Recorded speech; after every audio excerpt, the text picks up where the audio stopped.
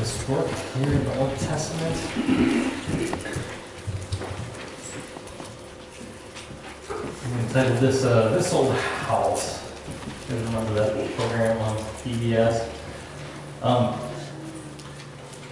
was leafing through some pictures amongst just plans and things of doing some fixing up over at the house, and I came upon these interesting construction mistakes and things that people have happened upon as they're building their homes or are putting together bathrooms and things like that. So take a look. This is interesting. Right here, for example, this one. You know, some plumber there had some issues there, and maybe just bend it just a tiny bit and make it a little bit better. This one you may not be able to see, but look at this this big stairwell. But let's really put the phone right up here. You kind of have to be Spider-Man in order to reach that phone, or go over here, reach around. But pretty inconvenient spot where they put that. This one right here, look, they put the dryer right here, and then this stove is stuck right there in front of it. That's a fixed spot, and put the dryer right there. Talk about inconvenient spot to put the dryer at that place. And why a dryer is in the kitchen, I don't know. But take for example this one. This is just an accident waiting to happen. This is a flight of stairs right there, and I mean, you're gonna miss the stair every single time. And the same thing happens here. I don't know what's worse. You look at this set of stairs right here. That looks like, I'm at the landing, but right there, that's the final step. You're due for a good black eye at the bottom with that set of stairs. Here's a couple others. I kind of see the practicality of this. Have a hot tub right in the kitchen, in the dining room, right there. You have breakfast in bed. Why not have breakfast in the hot tub? That'd be good. This one right here, this is just a bad mistake. No privacy. What's the use of the door at that time? Makes no sense. This one speaks for itself. Where's the toilet paper? We're kind of little scroungers for our toilet paper. Nobody gets to use it. This one, that's really awkward. You get soaking wet. This one, I have no idea what they were thinking. Just no usage for that thing, but well, whatever. And then this one right here, look at where the garage is placed. Either you need a monster truck or you need a tank in order to get your vehicle inside of the garage right there. So, but some interesting do-it-yourself mistakes on these construction projects. Someone once said that the manner in which a workman constructs, how they build, speaks towards that person's character. How you construct it, how your thoughts ahead of how it's going to be used, or how it's going to be presently used, or how you put these things together speaks of that person's character. Did they take shortcuts? Did they put meticulous care into what they have done? So the manner in which they construct speaks towards that person's character. I want us to remember that as we jump here into chapter 7.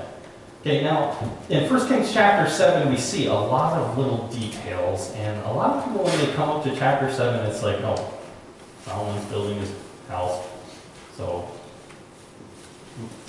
who knows? And we kind of skip over it, kind of like, oh, it's just details. But we need to kind of dig into it and realize, oh, there's reasons why this is put into God's Word. There's reasons why he goes into so much detail of how he builds his home. And I think that reflects upon his character and how he builds his home. So what we're going to take a look at today is that Solomon builds his home and the construction of which reveals his values. Yeah, there's a lot of details to this, and not many of us, when we open up into God's Word, we're like, okay, we've got to go read about the construction and the supply list that Solomon had for his house.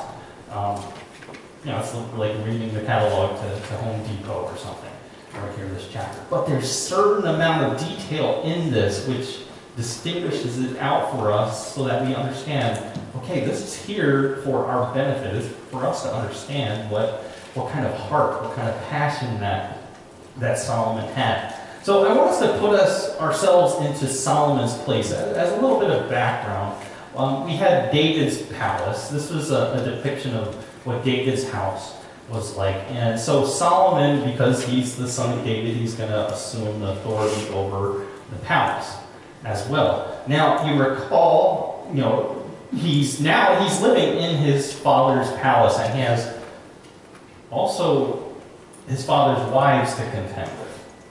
Okay, now, 8 of them are there for sure. So you have Solomon, his wife. He married the queen, the princess of Egypt, the daughter of Pharaoh, as a way of signing a treaty with Egypt. And so you have them, and then you got 8 more wives, that are David's wives, and then you have an unmentioned number of concubines, other wives in the house as well. Now I want you to put yourself in Solomon's place. You're one guy with all these women around. As much as I miss my mother, and as much as I love her dearly, our family, we realized early on that we can't really operate very well with mom and wife under the same roof. I told you about how mom would be in the kitchen and she'd be touching meat and stuff, and then she'd be touching the covers. I'm like, Mom, that's a Filipino thing. You can go and do all this weird junk, cut meat and vegetables at the same time and on the same cutting board. And then Christy's like,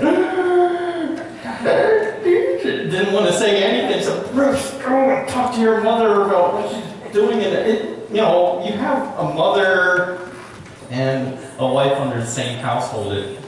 It's due to butt heads a little bit along there, and so you have parental differences. You have how the household we all have our ways of doing things, idiosyncrasies. Like when I fold my clothes, I fold it with the sleeves in like that, and then fold it up. You guys fold your shirts like that? Christy takes it and folds it in half, and then folds both of the sleeves over, and then puts it together like that. So how many will fold your clothes up in half? Okay, so we have little idiosyncrasies the way that we operate and do things. So I want you to imagine, here's Solomon. Laundry comes out. Here's Mom. Oh, honey, I got your clothes. I pressed it and everything. And here comes Bathsheba, and here comes Pharaoh's daughter. And she trying to fold it and iron it one way, and it's like, no, you gotta fold. No, just imagine the kind of hostility, the way that you're trying to operate a household. And here you have Solomon in this little house with lots of contending differences of opinion inside of this. And you recall that with the women operating in the palace, they would often have executive decisions over how the palace would be operated. So who would be in charge? David's wives, or Solomon's wives, or Solomon's mother? How would this operate? And so it's interesting to note that, okay, we have this issue, and then we're going to go here into chapter 7 and take a look at what happens. There would be a need physically and emotionally to build his own house, and see what happens here with him. In verse 1, I want us to take a note that it took verse 1, it took Solomon 13 years, however, to complete the construction of his palace. So you recall last week that it took 7 years to build the temple, but if you're going to house a lot of these people, it took 13 years to finally finish his house. Now, the dimensions of the palace would have covered several acres. Let's get verses 2 and 3. It says, he built the palace of the forest of Lebanon, 100 cubits long, 50 wide, and 30 high, with 4 rows of cedar columns supporting trimmed cedar beams. It was roofed with cedar above the beams that rested on the columns, 45 beams, 15 to a row. So you have this massive temple area. So up here would have been the temple, over here would have been the colonnade and a lot of the horse stables and everything. Over here on this end, that would have been Solomon's palace. So you can kind of get a front view. That's the temple, little civil area right there, and then you have Solomon's palace over here on this section. This is kind of an old English depiction of how that temple area actually looked. So this place was 150 feet long, and then it was 75 feet wide, and then it was 45 feet high. It is said that there was so much cedar wood from Lebanon used to build Solomon's palace that it called it the house of the forest of Lebanon. So you had King Hiram, like we talked about last week, and he floated all these logs down south over to Jerusalem, and he used so much, they said this is just the forest of Lebanon right here. You had 45 pillars set in the house of the forest of Lebanon. It also gave the impression of, you know, a grand area. You guys ever been into that one place in Yellowstone, that big hotel, just arching beams and just wood everywhere? I imagine the same kind of picture is depicted here with Solomon's house, just these overarching beams and use of cedar all throughout. There's a little lesson that I gathered from here, because he's using so much details and so much wood, so much skill and so much time into building his home. I learned a little lesson from here from his life, is that he applied his heart and his passion to his home. Not only just for the physical building of it, but also for the people that was there. And so when I read this, I think, you know, one of our primary responsibilities when it comes to our families is to pour our passion into our families. That family always comes first. You know, oftentimes I tell individuals, well, we'll have a meeting such and such a day or a week, but you know, if there's a family conflict, your family always comes first. As good as the work to do is for the body of Christ, your priority is taking care of your family. It's a principle that's intimated in the New Testament. It says that if a man cannot manage his own home, then how can he manage the affairs of the church? And so there's a priority that you place upon your family and taking care of them. As great as I think, okay, let's all get involved and get things done here in the church, you want to take care of your family first. That's the priority. And so what I see right here with Solomon is that he poured his passion into his home. Now, as a little bit of background there, I noticed that there's lots of styles of homes and styles of architecture used all throughout the ancient world. For us today, we have a lot of different architecture used with us in our society. It was a little bit different back then, but you know, today we have like ranch homes. We have, you know, down in New Orleans, you have what they call shotgun homes. You know, really long ones, and you kind of see the same thing being used for trailer homes today. So you got ranch, you got shotgun, you got Victorian with the spires, and a lot of floors up there. You also have in Alaska the Congee kind of home as well. So you have all these sorts of, you know, architectural styles used today, but over in ancient times you had four major ones. You have the Egyptian, we have that with it's based mainly on its religious monuments. You have massive structures that are characterized by thick, sloping walls with a few openings. But for the major other ones, like the homes, you had a lot of columns being used.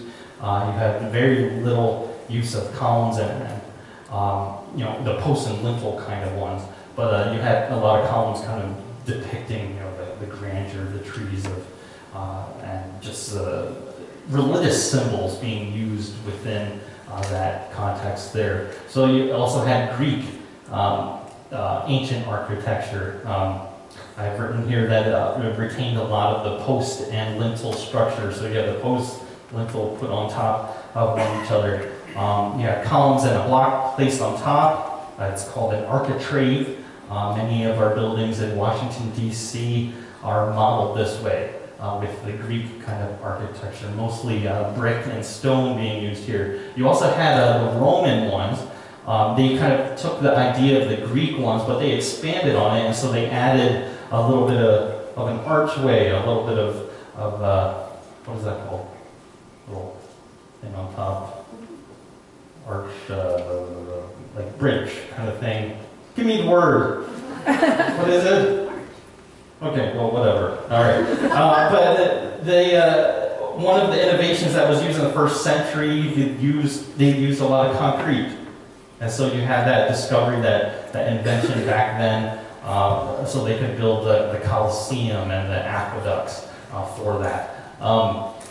You also had the Phoenician architecture, and what's described with this Phoenician one is they used a lot of cornices, a lot of moldings, use of large blocks. You have the absence of cement and beveling, and it is said that the Phoenicians appear to have had the spirit of sculptors rather than of architects. You have this kind of example for the Phoenicians. In the previous chapters and in the archaeological finds, and knowing that Hiram, the guy who was up north providing all the lumber, he lent a helping hand to these buildings and constructions. It suggests that perhaps the architecture that was used for Solomon's house would have been one of the Phoenician style. So you had more of this depicted when Solomon started building his house. Now, a little bit of detail with that, but take a look at what happens here in verses 6 and 7, and we'll get a good understanding. Yeah, there was a Phoenician style to it, but then you also had several aspects of what his throne room would have looked like. So we're going to skip down to verse 6 and verse 7. It says that he made a colonnade, 50 cubits long and 30 wide. In front of it was a portico or a porch, and in front of that were pillars and an overhanging roof. He built the throne hall, the hall of justice, where he was to judge, and he covered it with cedar from floor and to ceiling. Let's take a look at verses 8 and 9. And the palace in which he was to live, set farther back, was similar in design. Solomon also made a palace like this hall for Pharaoh's daughter, whom he had married.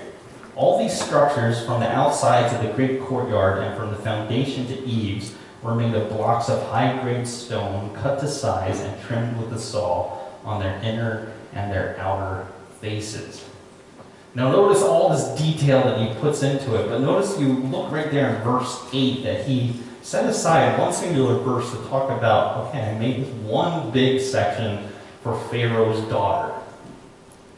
And he put a lot of detail into this. And what I see happening here is in this little lesson is that he valued others' welfare.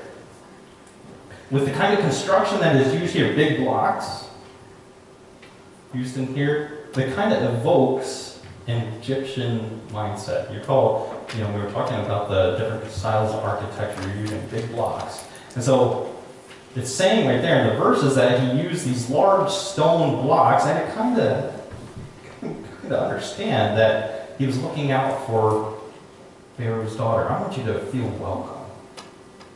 You're far away from home, but I'm going to set up this one special area just for you, and I'm going to build it so that you're feeling still at home, just like in Egypt. And so in the construction of this home, I find that he valued others' welfare. He valued the alliance that he had with the Pharaoh king of Egypt. He valued his wife's happiness. Now, there's a simple lesson that I learned when I was going through a premarital counseling before Christy and I got married back in '98. One of our teachers, Mr. Kester, said that the home is an extension of the woman's personality. The home is an extension of the woman's personality. So the way that she decorates, the way that it is arranged, it's an extension of what the woman is feeling inside of her heart. So, one of the things that he told us, guys, as much as you live in the house, let the woman do what she wants with it. Okay? Let her express herself in it. This is her home. This is an extension of what her personality is like. And in this text, I see the same kind of thing happening, is that Solomon is keeping his wife happy. He's also amidst, building this place for Pharaoh's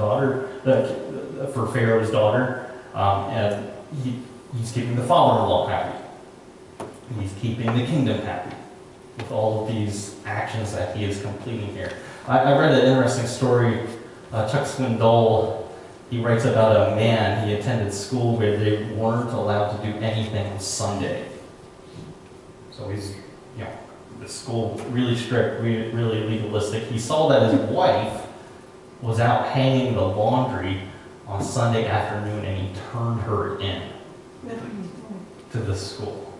And he writes, can you just imagine? I bet she was fun to live with for the next few weeks, but then he deserved what he got.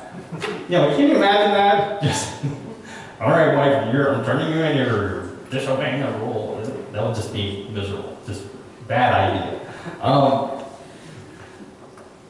That's not necessarily looking out for the best interests of your wife and looking out for yourself here. But what they have here is, within this context of chapter 7, is that Solomon was looking out for the best interests of his wife. In verses 9 through 12, we have a good understanding of how they cut the stone in order to establish this palace. Look at verses 9 through 12. It says, all these structures from the outside to the great courtyard, from the foundation to eaves, were made of blocks of high-grade stone to cut to size and trimmed with a saw on their inner and their outer faces. So a lot of work went into cutting these. The foundations were laid with large stones of good quality, some measuring 10 cubits and some 8. Above were high-grade stone cut to size and cedar beams, and the great courtyard was surrounded by a wall of 3 courses of dressed stone and 1 course of trimmed cedar beams, as was the inner courtyard of the temple of the Lord with its portico or its porch. Now, the Bible background commentary says this about the stone that was used. The stone for the palaces was to be cut to a specific size and shape so that they could be fitted into a headers and stretchers pattern. Remember that? What is that?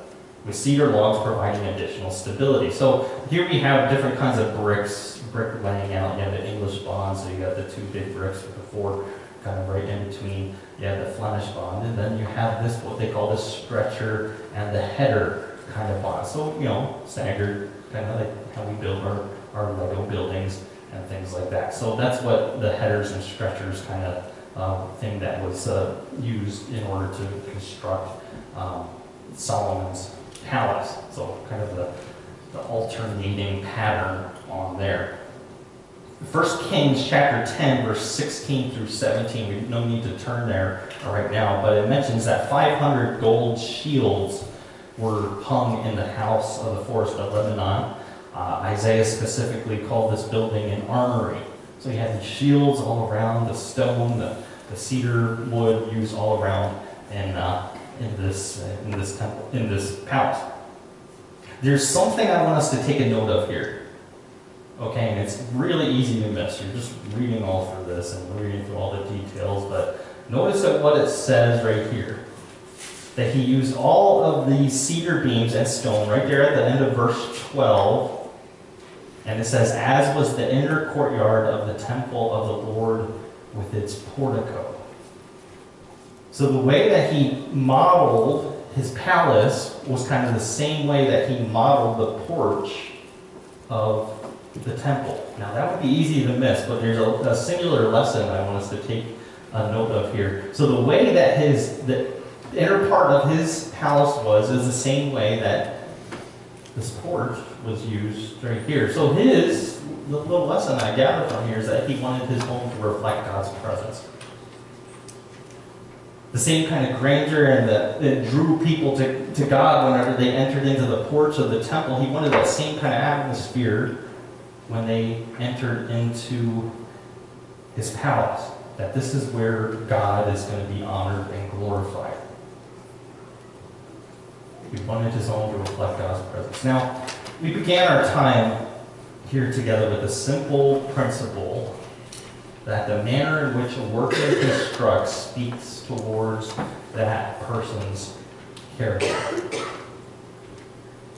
The way that Solomon constructed his home, not only in a physical sense, but more importantly in a spiritual sense, reflects upon his character.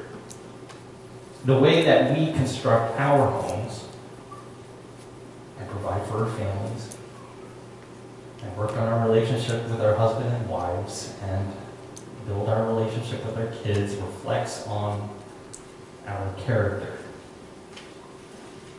There's one singular lesson here, and it is so familiar that we use this verse all the time, but it's so easy to miss. But recall the verse, Psalm 127, verse 1.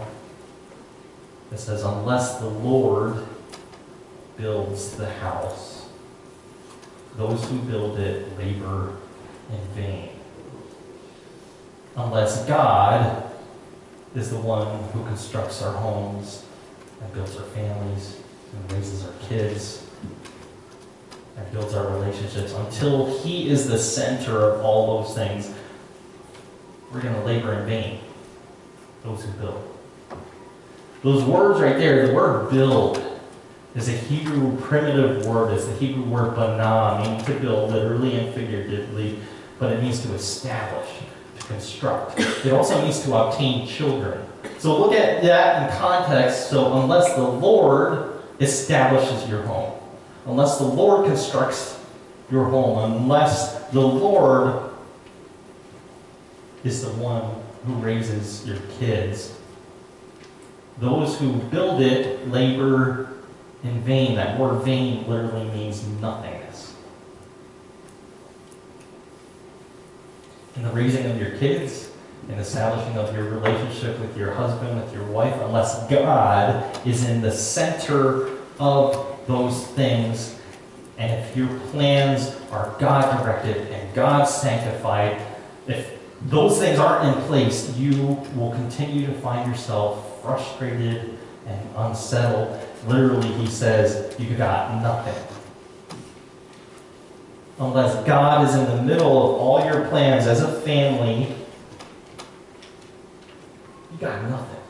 Unless if he is the one constructing. It being 14 years since September 11th, I took a look back to another infamous date in American history. This was December 7th, 1941, the day that Pearl Harbor was attacked, and the bombing commander of the Japanese forces was a man by the name of Mitsuo Fuchida. There he is depicted training for Pearl Harbor back in October of 1941. It is said that after that bombing run, he returned and he looked at his airplane and he found 20 large anti-aircraft holes and the main control wire barely held together by a thread. It says right here, although he was not in any sense religious, this was the first of a series of near-death incidents that made him believe something was watching over him. In June, Fuchida was wounded in the Battle of Midway, and he broke both of his ankles after he fell from a ladder during the firefighting, and he spent the rest of the war as a staff officer instead of flying missions. Kind of a blessing in disguise. He further wrote that he was in Hiroshima the day before the atom bomb was dropped, and he had received a long-distance call from Navy headquarters asking him to return to Tokyo. So he had all these incidents just sparing his life, even down to the day that the atom bomb was dropped. Now, that was on the Japanese side, but on the American side, in 1942, we were trying to strike back against the Japanese, and we organized a raid to go up against the Japanese. What was this called? Which raid? It was the Jimmy Doolittle. Good. So it was the Jimmy Doolittle raid, and they sent 16 B-52s to drop bombs upon military targets and installations in the heart of Japan. It was headed up by Jimmy Doolittle, and then among the raiders was a guy by the name of Jake DeShazer. Okay, and I want to watch just a little video clip, and it kind of depicts what he went through during this time. So let's take a look. We interrupt this broadcast to bring you this important bulletin from the United Press. Flash, Washington. The White House announces Japanese attack on Pearl Harbor. The Japanese sneak attack on Pearl Harbor brought America into the war. Its angry citizens wanted a swift retaliation. Less than 6 months later, a band of B-25 crews called Doolittle's Raiders brought that vengeance, bombing Tokyo and other cities. Jacob DeShazer was a bombardier on one of those planes, and he unleashed his hatred with each bomb he dropped. Well, I didn't care if every person in Japan got killed at that time. There was a bitterness and a resentment and anger in my heart. The more I got killed, the better, I thought. Sergeant DeShazer didn't know that his destiny was tied to the people he was trying to destroy. His plane ran out of fuel, and he parachuted into the hands of the Japanese. He spent more than 3 years in a prisoner of war camp, beaten, starved, and tortured. DeShazer was dying of despair, loneliness, and bitterness when he was given a Bible. And I looked down there at the Bible, and there was Romans 10:9, and it said, if you confess with your mouth the Lord Jesus, you believe in your heart, God raised him from the dead, you'll be saved. It just hit me right then. And I know that God touched me and gave me that faith, and that's a gift. And I got that gift of God, and I sensed the living presence of Jesus. And it wasn't just what the Bible said. I knew that Jesus is alive. Even though he was still a prisoner, DeShazer was now free of the hatred that ruled his life. It just seemed like I didn't have any more bitterness or resentment or hatred, and I loved them. You know, I began to feel sorry for them because they were losing the war at that time, I could tell. DeShazer was set free in August 1945. 3 years later, he returned to Japan as a missionary. It's reported that thousands of Japanese came to Christ during his first year as a missionary. But for DeShazer, no conversion was more miraculous than this man's, Mitsuo Fuchida. He's the pilot who led the Japanese attack on Pearl Harbor. Fuchida read a tract DeShazer wrote about his conversion. He was so moved that he bought a Bible and asked Jesus to come into his heart. And then later on, he came down to my home, and he said, I want to be a Christian. And so he got baptized. That's the way it happened to Fuchida. Together, the once bitter enemies ministered the gospel in Japan, bound together by the love of Jesus Christ. Fuchida died in 1976. Now DeShazer will be remembered as a hero who died to himself and loved the enemy for God's glory. God is good, and I just feel like I can't praise him enough.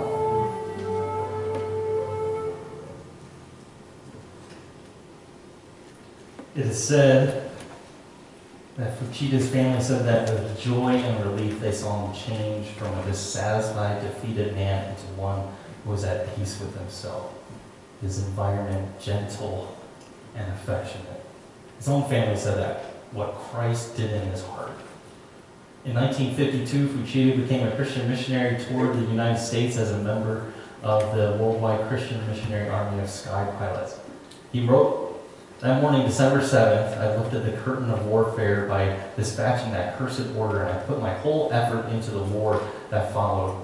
But after buying and reading the Bible, my mind was strongly impressed and captivated.